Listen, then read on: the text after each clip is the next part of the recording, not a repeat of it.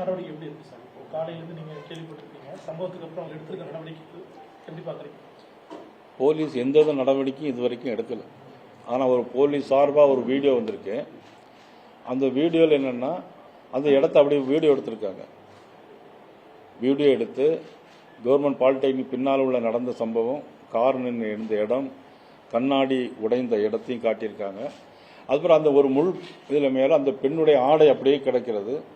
இதையும் எடுத்து காட்டிட்டு காவல்துறை ஒன்றா சொல்லியிருக்காங்க. என்ன சொல்லியிருக்காங்க அப்படின்னா, இனிமேல் பெற்றோர்கள் தயவுசெய்து பெண்கள் கவனமாக பார்த்து கொள்ள வேண்டும், பெற்றோர்கள் பார்த்து கொள்ள வேண்டும் அப்படிங்கிற ஒரு அறிவுரையை மட்டும் அவங்க சொல்லியிருக்காங்க.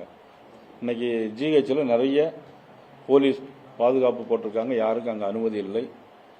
ஆனால் கேட்டால் சிறு சிறு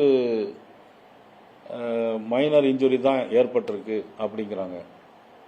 ஆஸ்பத்திரியில் கேட்டபோது மைனர் இன்ஜுரி தான் சொல்கிறாங்க. இப்போ அனுப்பியிருக்காங்க 7 தனிப்படை அமைக்கிறது பெரிய விஷயம் இல்லை, அதை கண்டுபிடிக்கணும் ஒன்று. இதே மாதிரி சம்பவங்கள் நடைபெறாமல் பாதுகாக்க வேண்டியதுதான் காவல்துறையுடைய கடமை.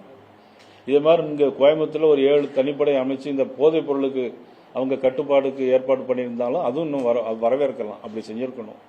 போதைப் பொருள் இல்லாத ஒரு கோயம்புத்தூர் அப்படிங்கிற மாதிரி சொல்லணும். இன்னொன்று, அதே இடத்துல தான் ஒரு போலீஸ்காரங்களும் வெட்டப்பட்டிருக்காங்க. அதே இடத்துல தான் போலீஸ்காரங்க வெட்டப்பட்டிருக்காங்க. உடுமலைப்பேட்டையில் போலீஸ் நிலையத்தில் வெட்டப்பட்டிருக்காங்க. இன்னொரு காவல் நிலையத்தில் ஒரு பாதிக்கப்பட்ட அண்ணனுக்கு பதிலாக ஒரு தங்கை போய் அவங்க போய் போலீஸ் கம்ப்ளைண்ட் கொடுக்க போயாச்சுன்னா, இவங்க ஜாதி ரீதியாக அந்த பெண்ணை இன்சல்ட் பண்ணி வெளியே அனுப்புகிறாங்க.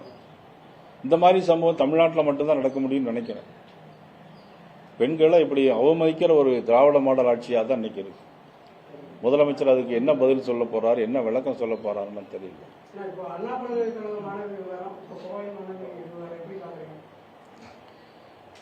இது இந்த திராவிட மாடல் ஆட்சிக்கு ஒரு ஃபெயிலூர் மாடல். இது அது திமுகவினரே செஞ்சிருக்காங்க.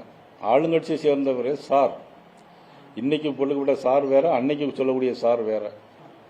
அந்த சார் யாருங்கிறதா கேள்வியா இருக்கு. ஆனா அது திமுகவினரே செஞ்சிருக்காங்க.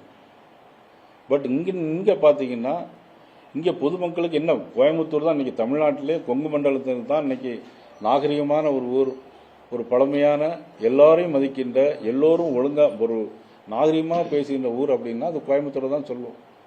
ஆனால் அந்த கோயம்புத்தூர்ல இந்த மாதிரி சம்பவம் நடக்கும்போது தான் மிகப்பெரிய வருத்தமும் வேதனையுமா இருக்கு.